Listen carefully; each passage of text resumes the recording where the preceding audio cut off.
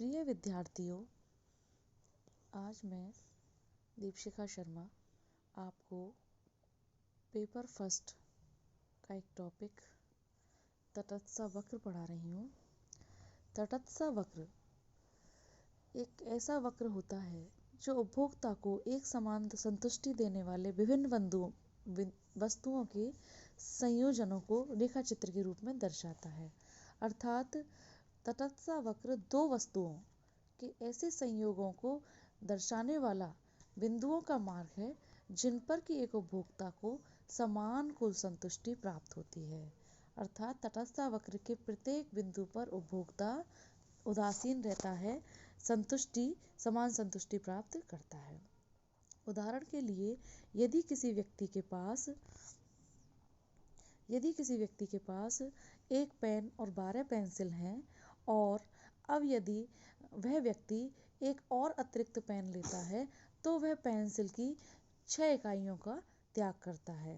तात्पर्य है कि संतुष्टि का स्तर समान बना रहता है तटस्थ वक्र पर, इसलिए कोई भी एक वस्तु की मात्रा बढ़ाता है तो दूसरी वस्तु की मात्रा उसे घटानी पड़ती है।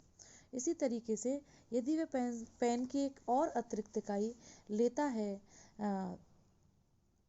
तो उसे पेंसिल की उत्तरोत्तर और इकाइयों का परित्याग करना पड़ता है। जैसा कि तालिका से स्पष्ट है कि प्रथम संयोग ए संयोग है जिस पर कि वो एक पेन और 12 पेंसिलों का उपयोग करता है।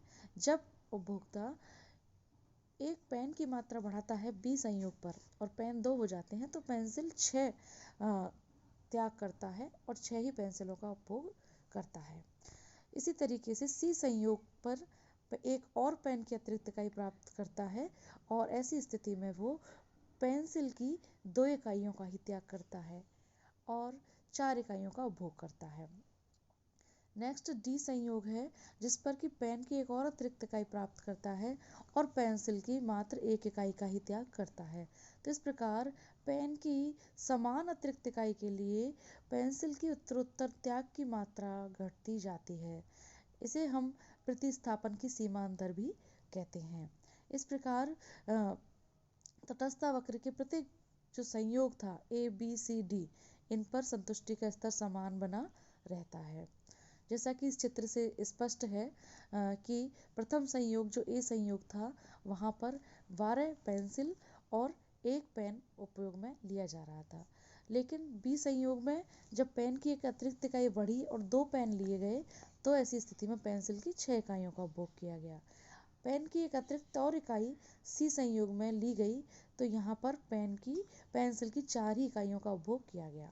इस प्रकार डी संयोग पर भी पेन की एक अतिरिक्त इकाई बढ़ाई गई और पेंसिल की 1 इकाई का त्याग किया गया। इस प्रकार हम देखते हैं कि पेन की समान अतिरिक्त इकाई के लिए पेंसिल की उत्तरोत्तर त्याग की मात्रा घटती जाती है और तटस्थ वक्र के प्रत्येक बिंदु पर ए बी सी डी जो बिंदु हैं इन पर संतुष्टि का स्तर समान बना रहता है और ये एक ऋणात्मक स्थिति में होता है और मूल बिंदु की ओर उन्नतोदर होता है।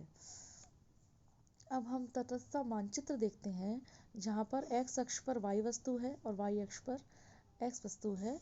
हम यहाँ देख रहे हैं कि 3 तटस्थ वक्र दर्शाए गए हैं, IC1, IC2, IC3। ये तीनों तटस्थ वक्र अलग अलग संतुष्टियाँ दर्शाते हैं। अर्थात यहाँ पर IC1 सबसे कम संतुष्टि का स्तर दर्शा रहा है और IC3 सबसे उच्च संतुष्टि के स्तर को दर्शा रहा है। जहाँ पर IC1 के प्रत्येक बिंदु पर जो वस्तुओं का संयोग है वो IC3 के प्रत्येक बिंदु पर वस्तुओं के संयोग से नीचा है, अतः संतुष्टि का स्तर भी सबसे नीचा है। तटस्थ वक्र के गुण। तटस्थ वक्र की अपनी विशेषताएं होती हैं, जैसे कि यह मूल बिंदु की ओर उन्नतोदर होता है, बाएं से दाएं नीचे की ओर ऋणात्मक रूप से ढालू होता है,